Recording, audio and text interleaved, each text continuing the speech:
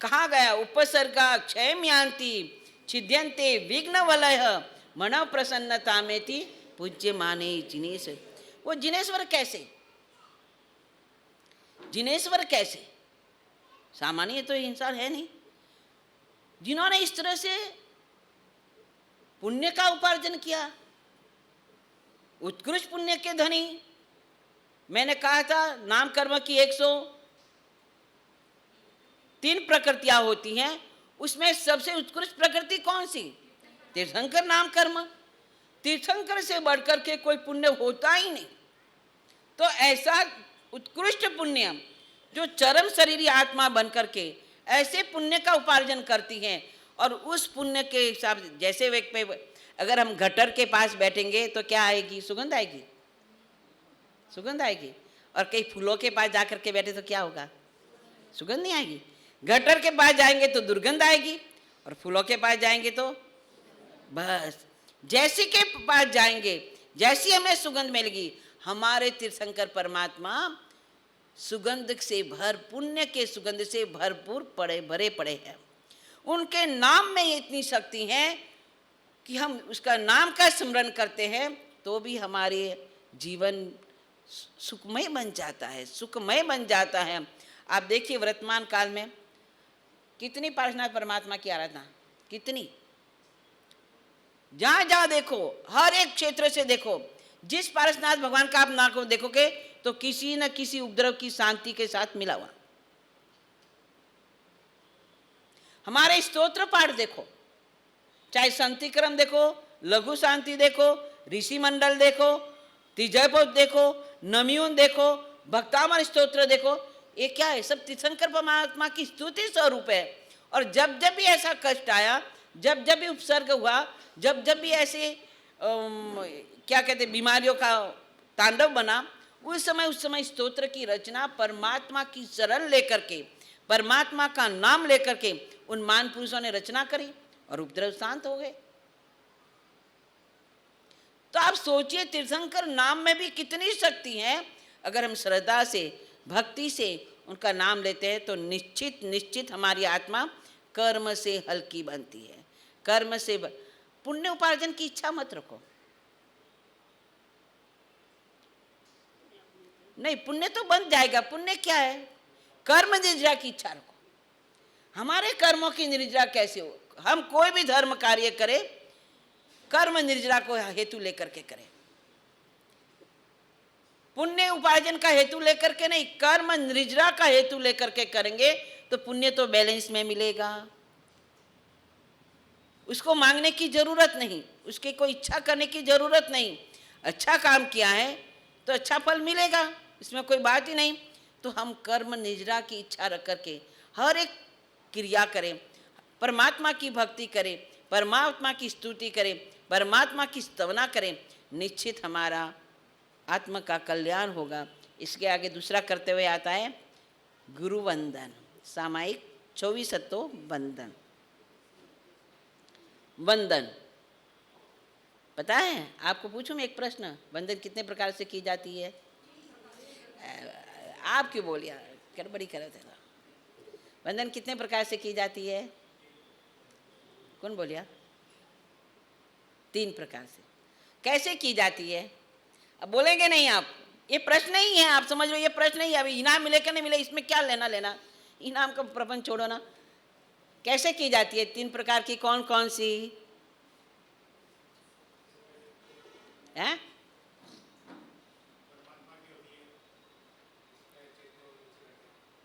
प्रभु वंदन वो तो एक अंग पूजा, अग्र पूजा, भा पूजा, ये 10 त्रिक में जाओगे ना आपको ये भी बहुत अच्छा समझ में आएगा।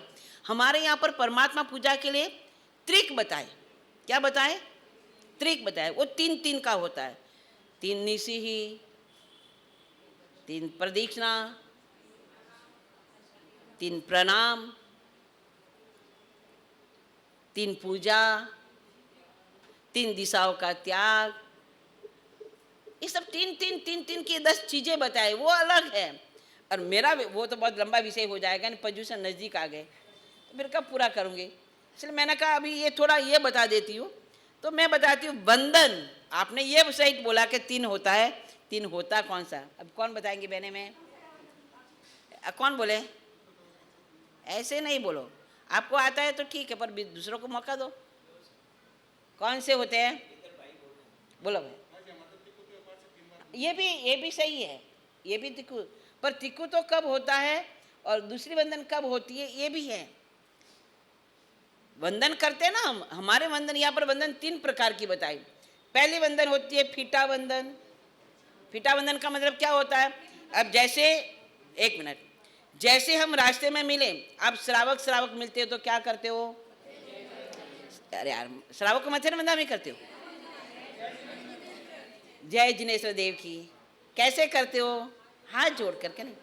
हाँ, हाथ जोड़ोगे तो मस्तक नहीं झुकेगा, झुकेगा ना, जय जिनेन्द्र देव जी। तो आप ये जय जिने, ये भी एक फीटा वंदन है। अब साधु भगवंत आपको रास्ते में मिले तो आप क्या करोगे? ये क्या है? 2 हाथ जोड़ करके हमने मस्तक को झुकाया, ये क्या हो गई? हमारी फेटा वंदन हो गई, फीटा वंदन। दूसरे थोब वंदन।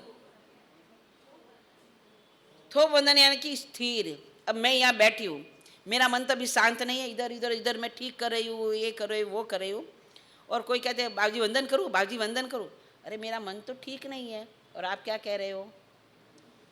वंदन। अब मैं आपकी वंदन को स्वीकार करूँगी क्या? करूँगी क्या? आप भले करते रहो, मेरे को कोई फर्क नहीं पड़ेगा, लेकिन मैं करूँगी स्वीकार? नहीं करूँगी। जब मैं एक स्थिर जगह पर बैठ जाती हूँ, गुरु महाराज एक स्थिर जगह पर बैठ जाते हैं, उनका मन एकाग्र होता है, और उस समय जाकर के गुरुदेव आज्ञा हो तो वंदन करूँ, तो गुरुदेव के जा सुखम देवानुप्रिय, जा सुखम, आपको सुख उपजे। तो उस समय जो वंदन की जाती है पंचांग प्राणातिपात, 5 अंगों के द्वारा, जैसे तिक्कू तो भी करते हैं, ऐसी वही बात है, वही भी एक रीति है। 5 अंगों के साथ हम खमासना देंगे, इच्छामी खमास मनो वंदी ओम जामनी जाय निशी आय मथेन वंदामी। फिर वापस खमासना देंगे, इच्छामी खमास मनो वंदी ओम जामनी जाय निशी आय मथेन वंदामी। 2 खमासना दे दिया है। फिर क्या बोलेंगे? इचकार, इचकार सुहराई सुख तप। शाम सुबह है तो राई बोलेंगे, और शाम को है तो देवसी बोलेंगे। यानी कि अमुक समय बाद 12 बजे के बाद हम क्या बोलेंगे? कईयों में ऐसा रिवाज भी है कि 9 बजे के बाद देवसी बोल देते हैं, पर अपनी परंपरा में 12 बजे के बाद देवसी बोलते हैं। तो हम क्या बोलेंगे? इचकार सुर। अभी तो कितने बजे हैं? 10:15 बजे हैं, तो क्या बोलेंगे? इचकार सुराई शरीर निराबाध सुख संयम यात्रा निर्वते हो जो जी। सामी साता है जी। 1 मिनट रुको, तो गुरु जी आपने सामी साता पूजी, गुरु जी क्या कहेंगे? देव गुरु पसाय। तो फिर आगे क्या कहोगे आप? भात पानी का। तो गुरु महाराज क्या कहेंगे? वर्तमान जोग। ये अब उनका क्या मन एकाग्र है। आपने जो प्रश्न पूछा ना, उसका क्या दिया गुरु महाराज ने? अब ऐसे मैं बैठी हूँ और आप मेरे को पूछे, मैं उत्तर दूंगी क्या? आप करे तो कर दी वंदन। वंदन, जो वंदन स्थिर होने के बाद की जाती है उसको हम स्तोम वंदन कहते हैं। क्या कहते हैं? स्तोम वंदन। यानी कि वो शांत अवस्था में बैठे, वो वंदन लाइट बैठे हैं, उस समय जा करके हम 5 अंग को झुका करके इचकार के पाठ से फिर हमने इचकार कर दिया, तो फिर हम कैसे हैं? अज्ञानी जीव हैं, प्रमादी जीव है। समय समय पर हम गुरु की आसाधना कर लेते हैं, तो उस आसाधना हो कि हम क्या करते हैं? क्षमा याचना करते हैं। तो फिर कहते इच्छा कारण संधि स भगवान अबुठ्यमी अभियंतर रायम खामे हूँ। गुरु कहते हैं खामे हैं, हम कहते हैं क्या कहते हैं? उन्होंने आज्ञा दी तो हमने क्या करा? उसको स्वीकार किया। स्वीकार इच्छम खामेमी रायम। फिर क्या बोलेंगे? जंकिंची अपत्यम परपत्यम भत्ते पाणे विनय व्यावच।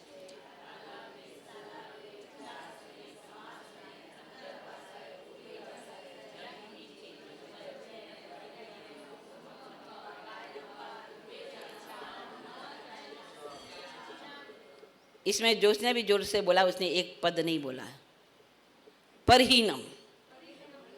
जिसने बोला उसने किसने नहीं बोला, वो मैंने पता नहीं, आवाज आई तो मैं ये 10 प्रकार की आसाधना, इस 10 प्रकार की जो आसाधना हमने मन से की हो, वचन से की हो या काया कैसे की हो, अपत्यम परपत्यम, बीच बीच में बोलना, ऊंचे आसन पर बैठ जाना, गुरु बैठे नीचे, हम ऊंचे आसन पर बैठ गए तो क्या होगा, क्या होगा, आसाधना होगी। गुरु चल रहे हैं, हम उसके आगे आगे चल गए तो क्या होगा, आसाधना होगी। यानी कि इस प्रकार की 10 आसाधनाएं हैं। उस 10 आसाधनाओं के निवारण के लिए हम क्या करते हैं, क्षमा याचना करते हैं। गुरुदेव, प्रमाद के वश जिसको आप जानते हो मैं नहीं जानता, आप जानते हो लेकिन मैं नहीं जानता, इसलिए अगर मेरे को नहीं जानने पे और मैं जानता हूँ लेकिन उसको मैंने स्वीकार नहीं किया हो तो उसके मैं क्या करता हूँ, मन से, वचन से, काय से मिच्छामि दुक्कडम करता हूँ, क्षमा मांगता हूँ। इस तरह की जो वंदन की जाती है वो हमारी कौन सी वंदन है, थो वंदन, थो वंदन।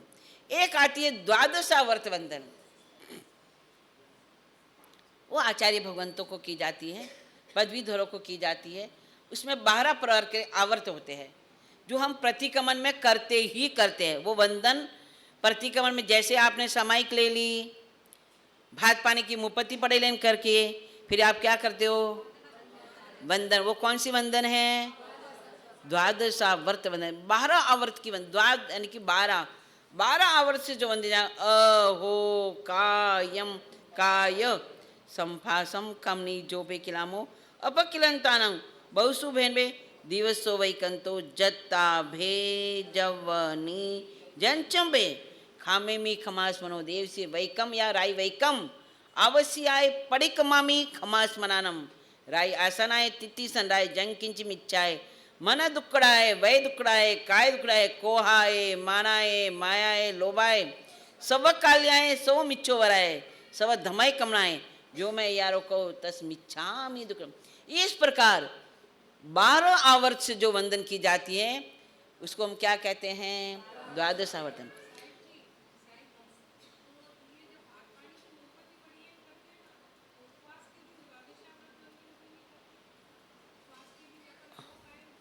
नहीं करते उसमें वो, क्योंकि पचकान हमारा पहला हो जाता नहीं, पानी पानी हमने आहार का करा है इसमें। हाँ, मुपत्ति पड़ेलेन करते हैं लेकिन वंदन हम नहीं करते हैं। पचकान लेने के पहले हम वंदन, तो हम जब पचकान लेते हैं तो वंदन हमारा हो जाता है, इस समय नहीं की जाती। ऐसा भी है, विशेष खुलासा मैं, मेरे को पता नहीं, मैं गुरु महाराज के पूछ के बताऊँगा क्यों नहीं की जाती, इसका कारण मैं नहीं बता सकती, तो मैं उनसे पूछ करके बताऊँगा, पर की नहीं की जाती इतना मेरे को पता है। हाँ, तो इस प्रकार की जो वंदन होती है वो द्वादशावर्त वंदन होती हैं।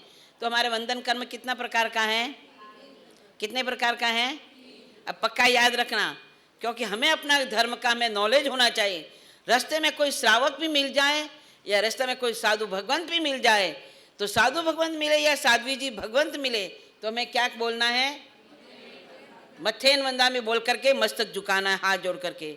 अगर कोई श्रावक श्राविका है, चाहे वो बड़ा है क्या छोटा है, यहाँ वो भेद नहीं करा, हमको उसको क्या करना है, जय जिनेन्द्र देव की या जय जिनेश्वर, जो भी आप बोलते हो, अलग अलग प्रांतों में अलग अलग भाषा के अनुसार बोलते हैं, तो आपको वो हाथ जोड़ कर बोलना। ये हमारी फेटा वंदन है।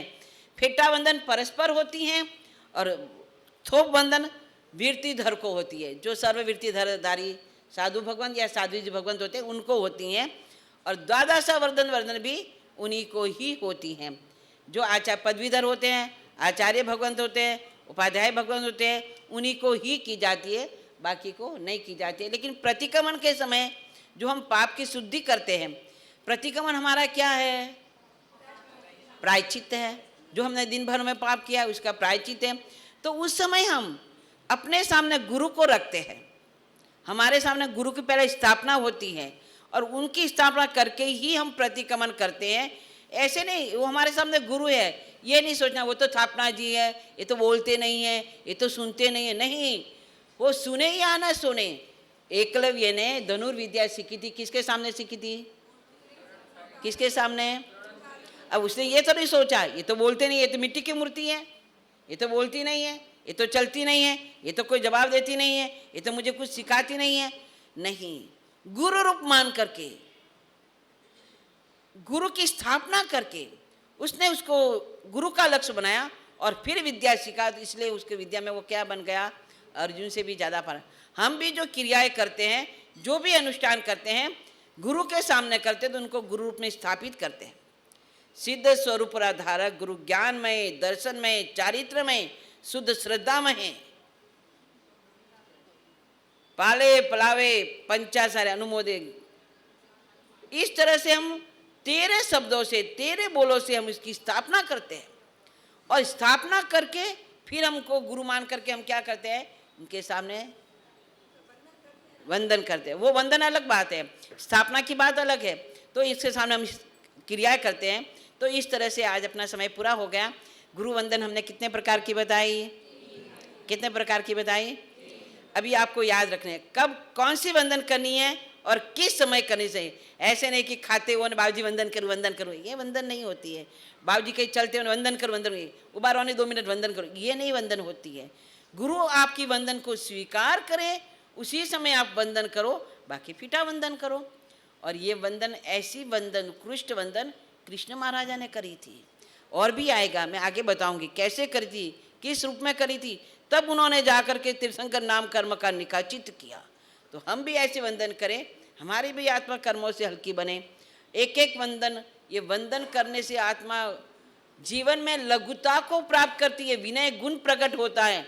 नीच कर्म, नीच गोत्र कर्म ने बांधा है तो हमारा ये कर्म क्षय होता है। नीच कर्म, गोत्र कर्म को क्षय करना हो तो वंदन करो, मन से वंदन करो, गुरुओं को वंदन करो। उनको जितनी आप वंदन करोगे, आपका ये नीच गोत्र कर्म जल्दी से जल्दी क्षय होगा। तो इसलिए बस इतना ही कह करके मैं विराम लेती हूँ।